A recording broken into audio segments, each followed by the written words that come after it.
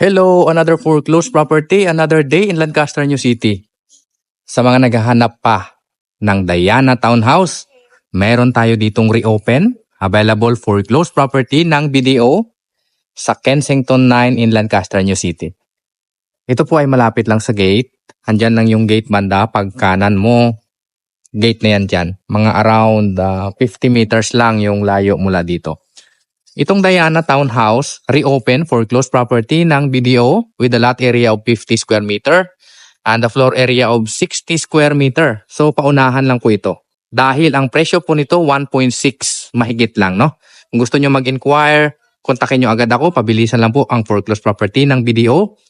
10% down payment lang po tayo dito. Pasukin na agad natin, okay?